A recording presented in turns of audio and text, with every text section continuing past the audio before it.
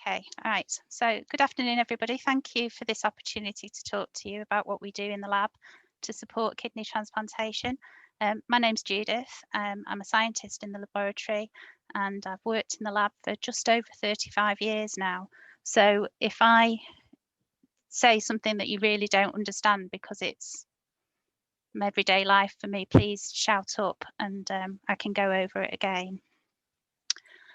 So the discipline that I work in is called histocompatibility in immunogenetics, or H&I, where histocompatibility means tissue matching and immunogenetics means the study of genes. And we're a bit different from other laboratories in that we're not in every hospital. There are actually only 27 H&I labs in the UK, as you can see on this slide. And the North's quite a good example, really, because in the 5 labs in the North, about half of the labs are based with the blood transfusion service, so that's Newcastle and Sheffield in the north, and the other half of labs are based within hospitals with transplant units, like my lab in Manchester. So I'm going to tell you what a HLA or a tissue type is. The easiest way to think of your HLA or your tissue type is like a barcode, like you see on products in the supermarket. So the barcode is present on every cell in your body and it's totally unique to you. And it's what marks each cell in the body as being as your own. So tissue typing is a series of DNA-based laboratory tests that we do that works out what that patient's barcode is. And it's very similar to the sort of tests that are used for forensic medicine or paternity testing or anything. And in order to tissue type someone, we usually use a peripheral blood sample. But because your tissue type is on every cell in your body, we could actually use any cell. So we've used blood spots or buccal swabs, which are mouth swabs. And we've actually even worked out how to tissue type people from their toenails. Don't know why we did that, but we did. So we can actually get your tissue type from your big toenail. So what does a tissue type look like? Well, it looks like a lot of letters and a lot of numbers. This is actually my tissue type that you're seeing on screen now. Everybody who works in the lab ends up getting tissue typed at some point or other. But really, it's a series of letters which identify a gene and a series of numbers that tell you what is that type of gene. And for renal transplantation, we only really concentrate on 3 genes. So gene A, gene B, and gene DR. But where does that all come from? So if we look at this famous family here, your tissue type is determined by your genetics, and you get half your tissue type from your mum and half your tissue type from your dad. So Lisa has inherited this part of Bart's tissue type and the dark blue part of Marge's tissue type, whereas Maggie has got the yellow part of Bart's type and the pink part of Marge's, so they've inherited totally different things. Now Bart here has inherited the same parts of the tissue type from Bart and Marge as Lisa. So much as he'd hate to admit it, he's actually got the same, probably hate to admit it, he's got the same tissue type as Lisa, which is great if he needs a kidney because it means Lisa could give him a kidney and they'd be a perfect match. So because of the way that you inherit your HLA type, you're always going to be half the same as your parents. You've got a 1 in 4 chance of being the same tissue type as your brother or sister. But you've also got, as shown here with Bart and Lisa, but you've also got a 1 in 4 chance of having absolutely nothing in common with your brothers or sisters, which is like Maggie here that has nothing in common with Lisa and Bart. So this pattern of inheritance and inheriting half from your mother and your father is the sort of basis behind living donation, because if you've got, you're more likely to find a good match within a family member. So if we go back to the barcode analogy, your immune system acts as like the scanner. So it scans the barcode on your cells and checks that it's actually belonging to you. And then if it spots something that doesn't belong to you, it will go, the immune system will then ramp up and remove any cell that has a different barcode. And part of the way that the immune system removes those cells from your body is to use antibodies. So antibodies are found circulating in your blood system. They bind to cells that are different than your own, and then act like flags alerting the immune system that there's something wrong with that cell. They're absolutely vital for fighting viruses and infections. And I think in this COVID era, everybody has heard about antibodies and the importance of them in fighting infection. But unfortunately, they're also very good at recognising foreign transplanted organs as being foreign to you. And the blood sample that we need to test for HLA-specific antibodies is a clotted blood sample. So the antibodies that are involved in rejecting transplanted organs are called HLA-specific antibodies because they're directed against HLA types. So they're directed against your tissue type. You can't catch HLA-specific antibodies and you can't be inoculated with them. The only way that you can develop HLA-specific antibodies is for your immune system to be exposed to somebody else's tissue type. And there are only 3 ways that can happen. So during pregnancy, because you get half your tissue type from mum and half from dad, when mum's pregnant, she will be exposed to the dad part of baby, so she could produce antibodies. The second way is through blood transfusions, although this is much less of a problem than it used to be because all units are filtered before they're used now. And the third way that you can develop antibodies is through a previous transplant, because it's very unlikely that you will receive a perfectly matched kidney for you because your tissue type is so complicated and there are so many millions of different tissue types. So these are the ways that you can produce antibodies. And the more pregnancies, blood transfusions or transplants that you have, the more likely you are to produce antibodies.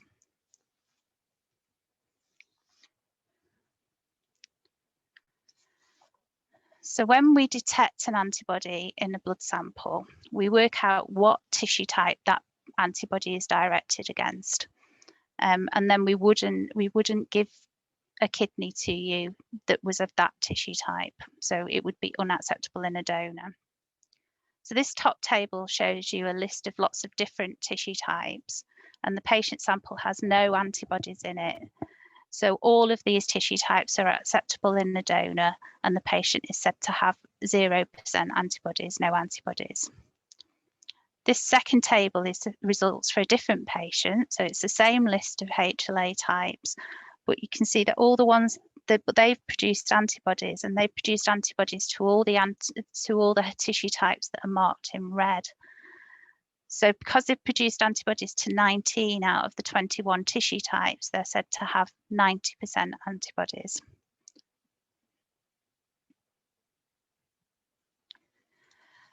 So the test that we use to detect antibodies actually gives us a numerical output, the same way that you would get that for a hemoglobin level or a serum creatinine result.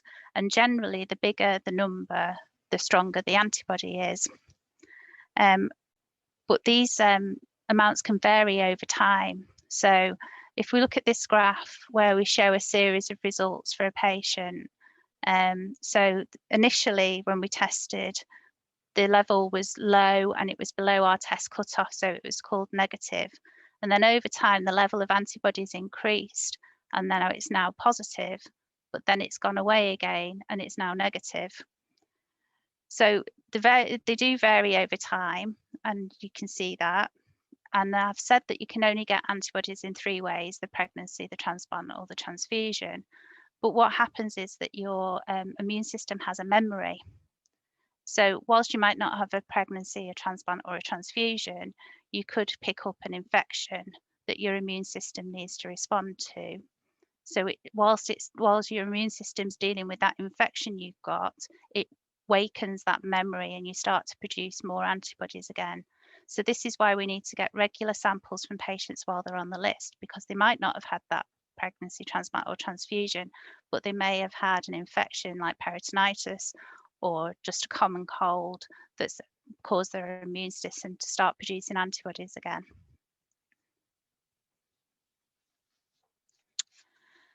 So same mentioned that the average wait time for a kidney is about 3.5 years.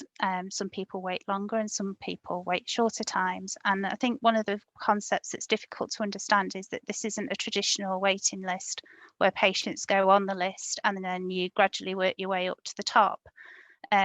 This is a list where you're looking for the best matched donor for you to come along, and we just never know when that's going to happen, unfortunately. So it's not very easy for us to predict to people how long they might wait for a transplant.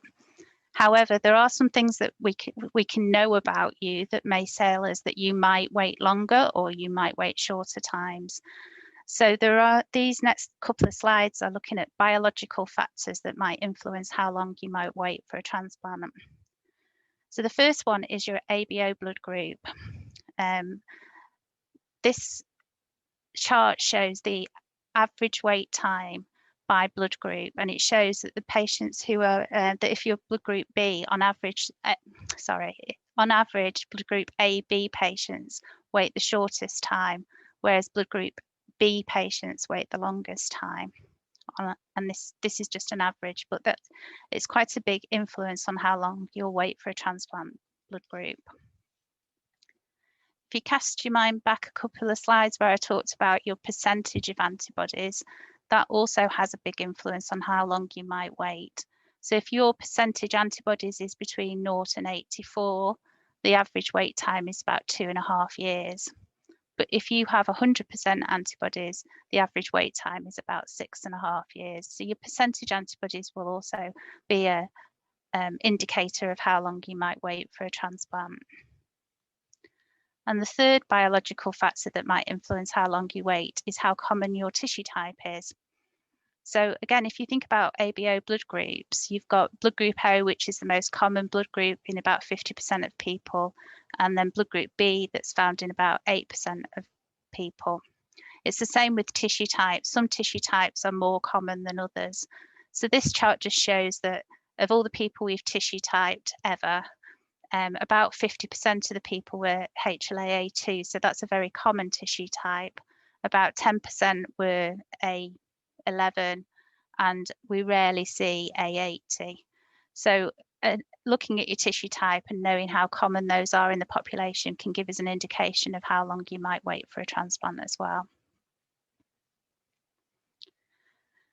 So before you go on the transplant list, we will have done your tissue type twice to make sure that we've got the right tissue typing result for you. So that's 2 samples taken on 2 separate days. And then whilst you're on the transplant list, we ask you to send regular samples so that we can test you for antibodies and keep your profile up to date.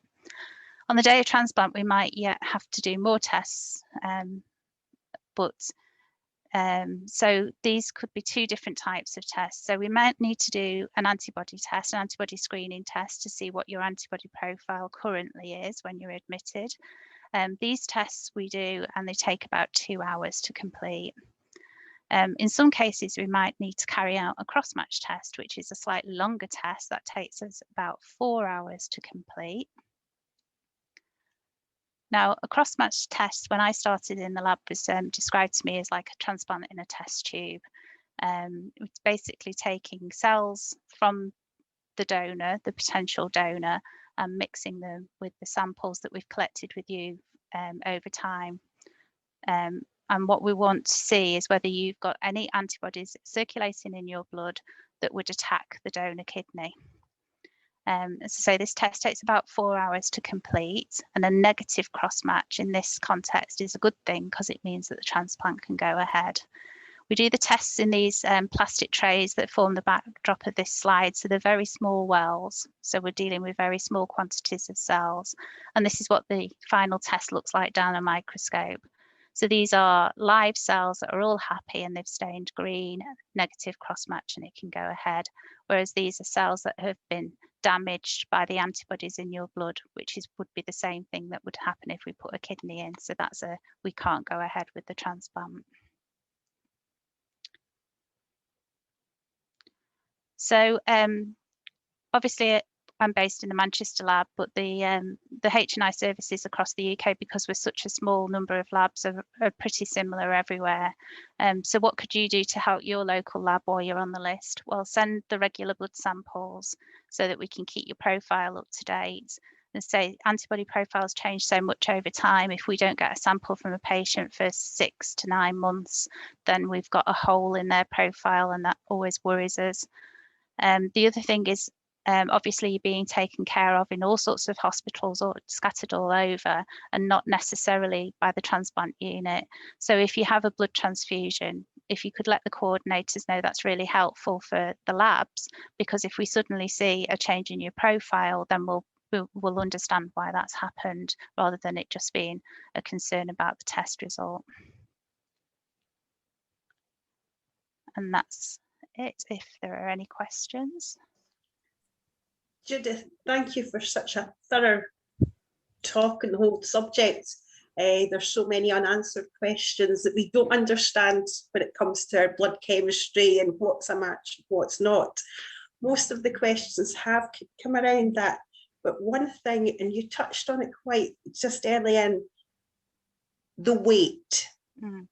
I think we all think when you join the list, it's a queue. Yeah. Which you went on to, and you did explain that's not the case. For some people, it comes down to when you get matched within, when you're on the list, it's not necessarily how long you've been there. And it was just to kind of clarify that, because it's something that came up earlier as well. And questions, I don't know if there's something you'd like to perhaps add on to that at all. Well, I can understand that it must be very frustrating if, particularly if you're on a dialysis unit where you're going for regular dialysis and you see patients getting transplanted very quickly. Deceased donor organs are obviously a scarce resource, and the allocation system that we use in the UK is aimed to give the best matched donor to the best matched recipient and give the longest levity to the kidney. So these are all sort of evidence-based rules that have come up. But the closer that you match the donor's tissue type to the recipient's tissue type, the longer the kidney will survive and continue to function for. So that's why we have these rules about how organs are allocated. That's lovely. And a lot of it's about compatibility. There's a couple of questions about matches between a parent and a child. Mm-hmm. So as I said, because of the way that HLA is inherited, you're always going to be at least half the same as your parents. So and in living donation, you have the benefit, the operational benefits, as in it's a planned operation, it's a healthy donor. So being half the same will give you a good survival. It doesn't need to be exactly the same for a parent to a child or a child to a parent. That's lovely, and I'm very much aware. I'm looking in the corner there at the time. Actually, I've got a quick question, Judith. During my my transplant workup, my ex-husband, the father of my son, was asked to have blood tests. He wasn't a donor, and I wonder if you could explain a little bit more about that. Why that would be? Okay, so if you remember that it talked about the 3 ways that you can develop antibodies, the first one that I talked about was pregnancy. So when you're pregnant, you are exposed to the dad part of baby, and you have the potential to produce antibodies.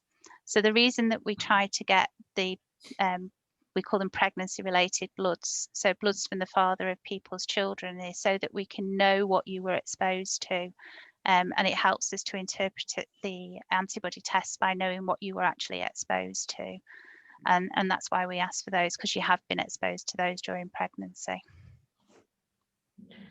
Lovely. And Judith, it's Tess. There's somebody asking about the 000, 001, etc. And I know this from personal experience can be quite confusing. It can be confusing to us as well. I didn't include it in the slides because it is complex. But basically, because you have 2 A's, 2 Bs and 2 DRs because you get 1 A, 1 B and 1 DR off mum and 1 off dad. So you can have no mismatch at A, B and DR, or you can have 1 mismatch, or you can have 2 mismatches.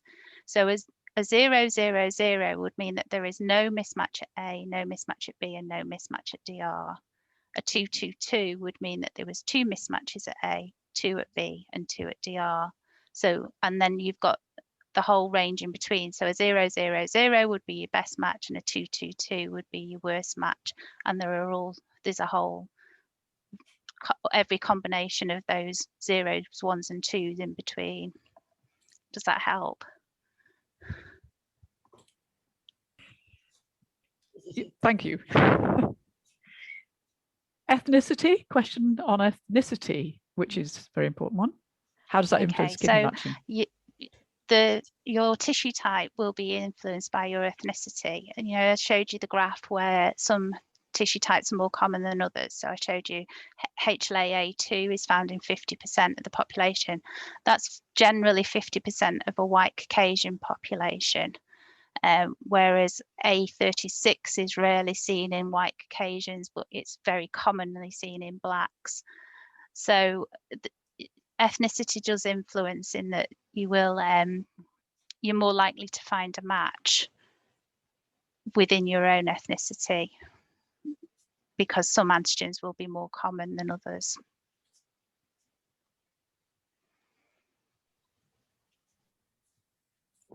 Fantastic. I see there's still a few questions there. Just to Still a few Judith, coming in, would you mainly take about a moment or two perhaps to answer them with a typed answer if you have time to do that? Would be greatly appreciated. It helps us run to time. Let me just jump in. Judith's actually staying for the Q&A at the end. I'm just thinking sort of time-wise. Is it just a quick one? No, there are several related to HLA and tissue types and whether it's living donor, deceased donor, which I think could possibly be, we could try and bundle them and do them in a final Q&A. Is that? Yeah, I'll be here. Yeah. Rather than tackling them one by one, I think that's probably the easiest thing. If we do that, we'll pull them together and try to make it one themed question.